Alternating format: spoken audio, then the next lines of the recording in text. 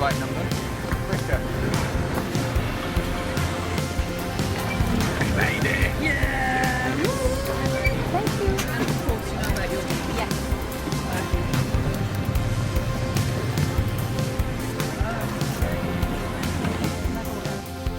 He is arguably the most famous person in history. Over 2 billion people claim to follow him. That's 1/3 of the world's population. He's represented in art and literature more than any other figure. Time magazine called him the most influential person who has ever lived. But who is Jesus?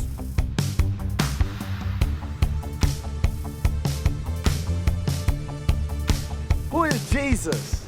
He's a character in the Bible. He has something to do with God. Long hair, wears a white robe.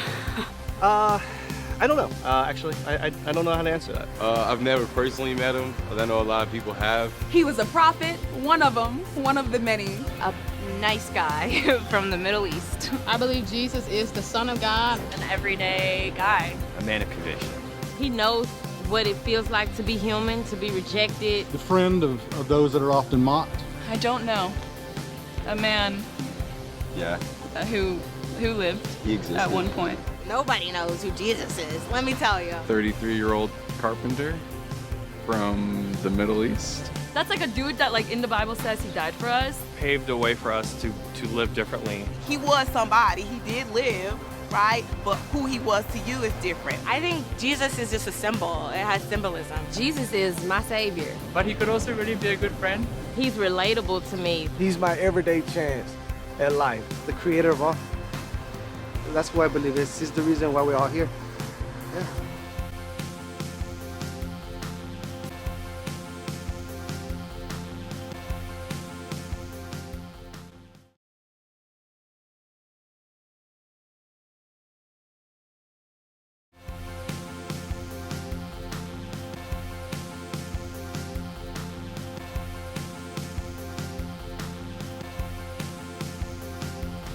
For much of my life, I wasn't a Christian. I come from a family of trial lawyers, barristers. My father was a barrister, my mother was a barrister, my sister is a barrister, my son qualified as a barrister, my daughter qualified as a barrister, both my grandfathers on both sides were barristers, my uncle was a barrister. If we'd had a cat, it would definitely have been a barrister. My father was a Jew, a secular Jew. He escaped the Holocaust. Many of his family had died in the Holocaust. My mother was not a churchgoer. My father described himself as an agnostic. And I came to the conclusion that I was an atheist as a teenager. And I was quite an argumentative atheist. Not that I was out to convert people to atheism, but if anyone tried to convert me to Christianity, then I had a lot to say on the subject. And I was quite suspicious of Christians. I'd come across one or two of them in my gap year, and they had these smiles, which I found deeply suspicious.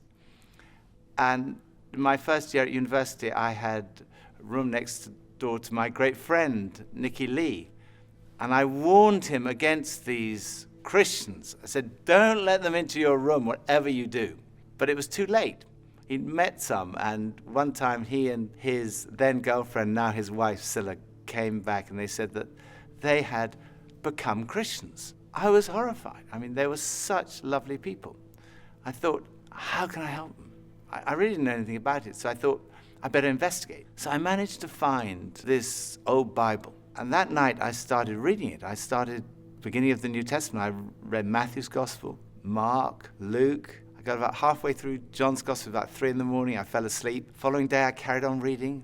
All that day, all the next day, all the day afterwards. I was a student, so I didn't have any work to do.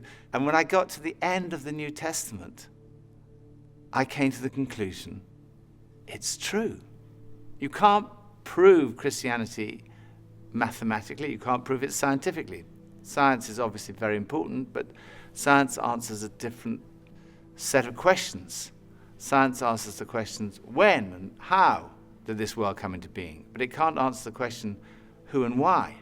Supposing I had a cake here, which I've made, and I give it to a scientist, the scientist will be able to answer the question, how it was made. They may be able to tell you when it was made, but only I can tell you who made it and why I made it. Only the creator of the cake can do that. Only I can tell you, I made that cake. And I can tell you why I made that cake. And it's the same with this universe. Only the creator can reveal who made this world and why he made it. And the claim of Christianity is that he has done that. The creator has revealed himself. And he's revealed himself in the person of Jesus.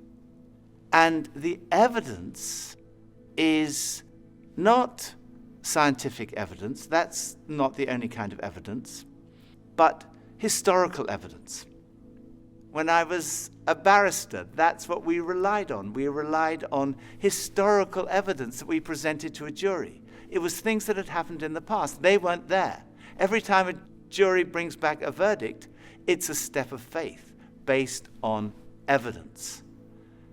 And I myself could not be a Christian if I didn't believe that there was evidence. I couldn't just take a blind leap of faith. For me, faith in Jesus is a step of faith based on good historical evidence. Why start with Jesus, you might say? I didn't even believe there was a God. But I came to believe in God through Jesus, because the resurrection of Jesus strongly suggests that this world has a creator, and that creator is to be seen in terms of, through the lens of, Jesus.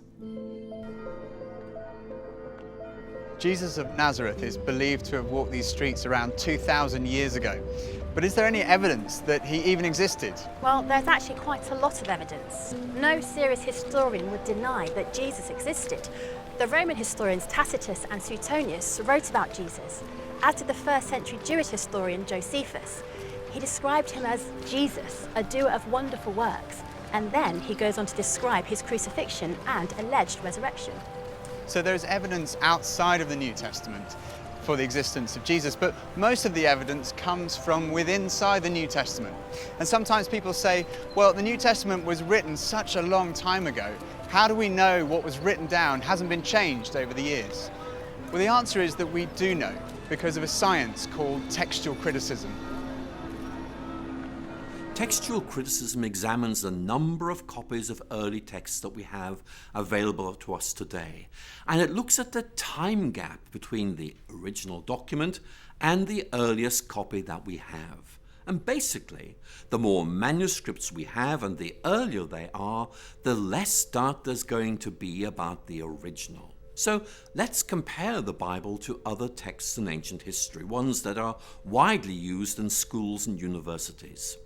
Let's look at the Greek historians Herodotus and Thucydides. They both wrote in the 5th century BC. But the earliest copy of their writings that we have dates from AD 900, and that makes a 1300-year time lapse. And even then, we only have 8 copies of these manuscripts in the first place.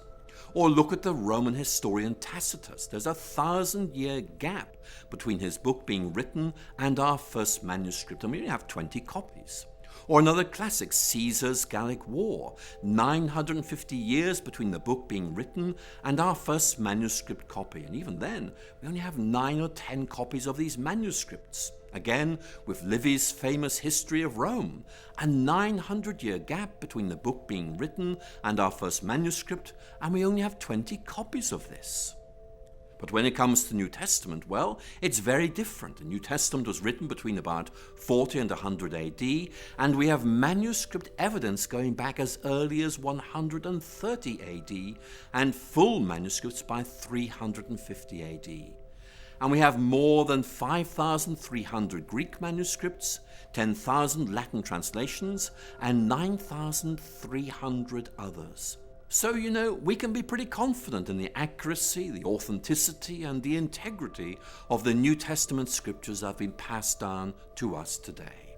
The remarkable thing about the Bible is there's such a short chronological distance between the events being described and our first manuscripts. So in many ways, the Bible scholars are in a very fortunate position of being able to check these things out and finding that they are much more reliable than, for example, some of the alternatives you're looking at. And as a scholar, I am more than happy to say I trust this, I take it very, very seriously, I rely on it. Professor F.J.A. Hort, one of the greatest scholars in the area of textual criticism, concluded that, in the variety and fullness of the evidence on which it rests, the text of the New Testament stands absolutely and unapproachably alone amongst ancient prose writings, and no secular historian would disagree with that conclusion. So we know from evidence outside and inside the New Testament that Jesus existed. But who was he? Well, we know that he was fully human. He had a human body. He ate, he drank, he sweated, he got tired, he suffered pain. And he had human emotions, love, joy, sadness, and human experiences. He had the experience of growing up in a family, of education, of having a job, of being tempted. And he experienced bereavement and suffering and torture and even death. Many today would say, okay, he was a human being, but only a human being. Maybe he was a great religious teacher, but no more than that. Others would say he was much more than that. Bono, the lead singer of the band U2, has said, "I don't think you're let off easily by saying he was a great thinker or philosopher, because actually he went around saying he was the Messiah. That's why he was crucified. He was crucified because he said he was the Son of God. So he either, in my view, was the Son of God or he was nuts. And I find it hard to accept that all the millions and millions of lives, half the earth, for nearly 2,000 years, have felt their lives touched and inspired by some nutter. I don't believe it." He went on to say, "I believe that Jesus was the Son of God." What evidence is there to suggest that Jesus was more than just a great religious teacher? There are two parts to this argument. The first is, what did Jesus think about himself? Because if Jesus didn't think he was God, that's the end of the argument. But if he did, the second part of the argument is, was he right? So, what did Jesus say about himself? First piece of evidence is the fact that his teaching was centered on himself. Most great religious teachers point away from themselves. They say, don't look at me, look at God. Jesus, who personified humility in pointing people to God, pointed to himself. He said, look at me, come to me. We've talked about this search for meaning and purpose, that feeling of like a spiritual hunger that other things don't quite satisfy. Jesus said, I am the bread of life. I'm the one who can satisfy that spiritual hunger. Addiction is a major problem in our society. Jesus said, if the Son, in other words, if he himself sets you free, you will be free indeed. Then there's all the stuff we carry around, worry, anxiety, guilt, fear. Jesus said, come to me, all you who are weary and burdened, and I will give you rest. He said, if you receive me, you receive God. If you welcome me, you welcome God. If you've seen me, you've seen God.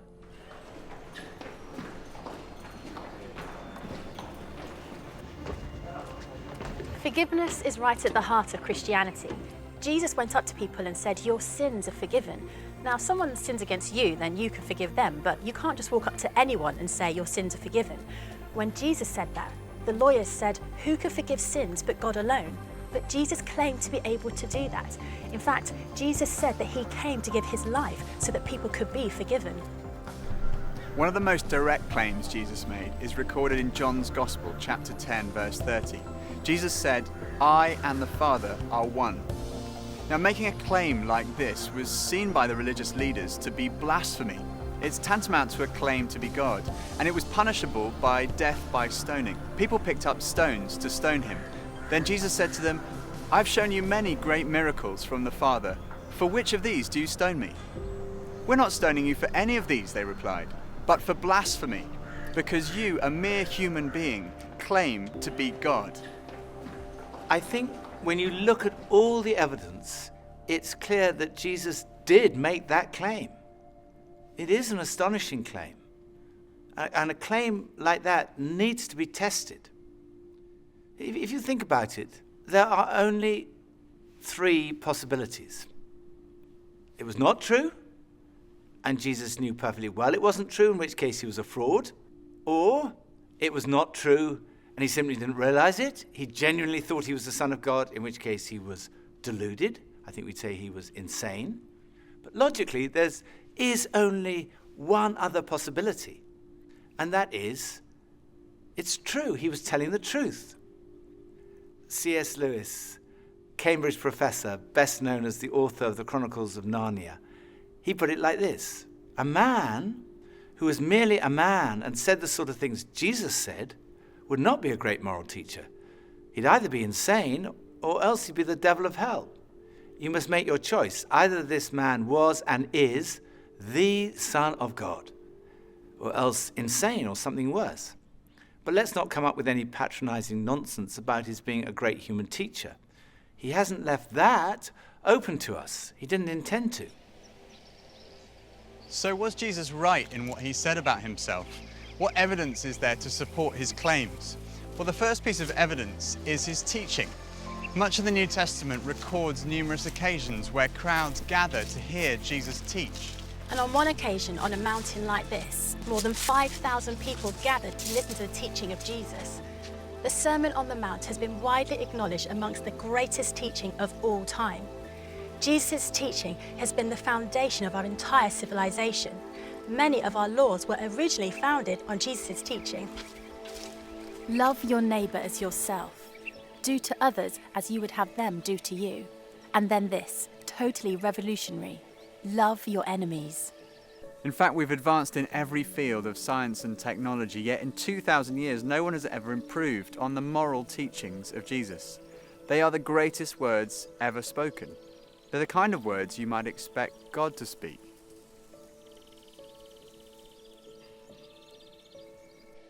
Another thing that marked Jesus' life was his love for the marginalized, feeding the hungry, healing the sick.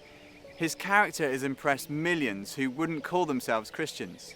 Time magazine called him the most persistent symbol of purity, selflessness, and love in the history of Western humanity. He was a person in whom even his enemies could find no fault, and whose friends said that he was without sin. It's been said that our character is truly tested when we're under pressure or in pain. And when Jesus was being tortured, he said, "Father, forgive them, for they do not know what they're doing." Another piece of evidence is his fulfillment of Old Testament prophecy. No one else in history has had a whole collection of books written about them before they were born. Jesus fulfilled over 300 Old Testament prophecies, 29 of them in a single day. Of course, it could be suggested he was a kind of clever con man who set out deliberately to deceive people. He read all these prophecies and he thought, right, I'm going to go through and I'm going to fulfill them all in my life. The difficulty with that theory is that, first of all, the sheer number of them. And then the fact that, humanly speaking, he had no control over many of these things. There were prophecies about the exact manner of his death, about the place of his burial, even about the place of his birth. Clever con man would be going around and say, oh my goodness, I'm supposed to be born in Bethlehem. It's too late. Then the final piece of evidence, his conquest of death. The physical resurrection of Jesus is the cornerstone of Christianity. And this is relevant to every single one of us, because we're all going to die. It's the ultimate statistic. 1 in 1 die. You go to a funeral. The coffin is lowered into the ground. It looks absolutely final. And it is. Unless Jesus died and was buried and then was raised to life. In which case, death has been conquered. But is this just wishful thinking?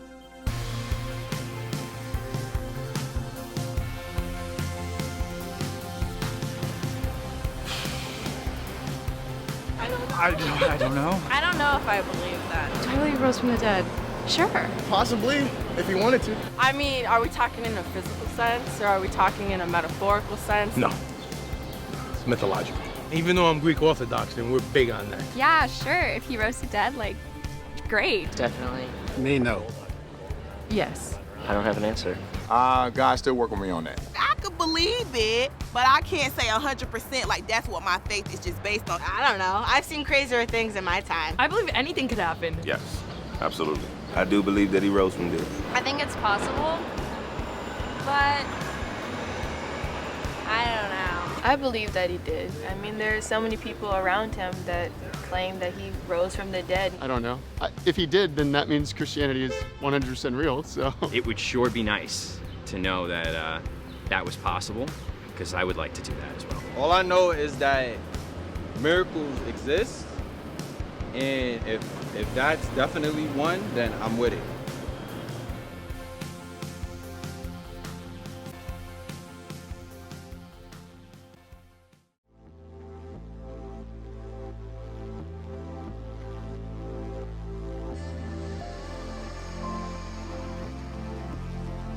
There are 4 pieces of evidence for the resurrection. The first is his absence from the tomb. No one has ever satisfactorily explained how Jesus' body was absent from the tomb that first Easter day. People have come up with all kinds of explanations. For example, maybe the authorities stole the body. Well, in that case, why didn't they produce it when people started saying that he'd risen from the dead? Or perhaps the robbers stole the body. But when the disciples heard that Jesus had been seen, they ran to the tomb, and they found that the tomb was not empty. Inside the tomb were the grave clothes that Jesus had been wrapped in. The only valuable thing that a robber might have taken was still there. The grave clothes had collapsed like a caterpillar's cocoon when a butterfly has emerged. And the piece that had been around Jesus' head had been folded up and put in a different place. And when they saw that, they believed. The second was his presence with the disciples. Jesus was seen on more than 11 occasions, on one occasion by a group of around 500 people. People say, well, it could have been a hallucination. Well, hallucination does happen among highly strung, very nervous or highly imaginative people, or people who are sick or on drugs. But the disciples don't fit any of those categories. They were cynics like Thomas. There were tough fishermen, there were tax collectors, and tax collectors do not hallucinate. The third piece of evidence is the transformation that we see in the disciples. Here was a group of people who were disillusioned, despairing that their leader had died, and then suddenly they were transformed. They started saying, we've seen Jesus, he's really alive. And they went around telling everybody. Later on, practically all of them were killed, crucified, tortured, beheaded because of what they believed. And if they were deceiving people, all they had to do was say, no, it's not actually true. But they never said that because they knew it was true. It had totally transformed their lives. And as a result, this extraordinary movement swept around the whole known world. And it's a movement without precedent in the history of humanity. And fourth, it's still happening today. There are now over 2.3 billion Christians around the world, of every ethnicity, continent, nationality, economic, social and intellectual background. They all speak of this encounter with the risen Jesus Christ.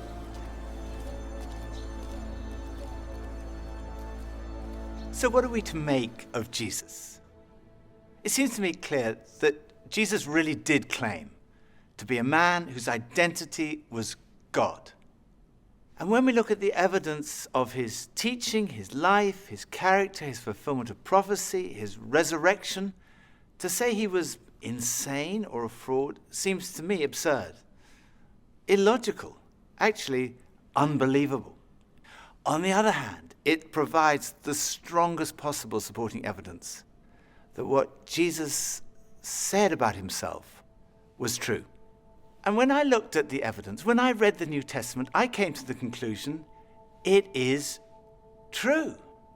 I didn't want to become a Christian because I thought if I became a Christian, life would be totally miserable from that moment onwards. So I tried to put it off. I thought I'll put off becoming a Christian to my deathbed. And then I realized that would not be intellectually honest. So very reluctantly, I kind of said, okay. Yes. And at that moment, I can still remember that moment so clearly. It dropped from here, from my head, being convinced it was true, to here in my heart, having an experience of a relationship with Jesus. And finding what, I guess looking back, unconsciously I'd been searching for all my life. Something that provided ultimate meaning and purpose to my life. It was the very last place on earth that I expected to find it. But at that moment, I found that what Jesus said was true. Jesus said, I have come that you might have life and life in all its fullness. It really is true that God has revealed himself in Jesus. Jesus really is who he claimed to be. Jesus really did rise from the dead. There is hope beyond this life. There is hope for this life. Right now, in this life, in an encounter with Jesus, we find life and life in all its fullness.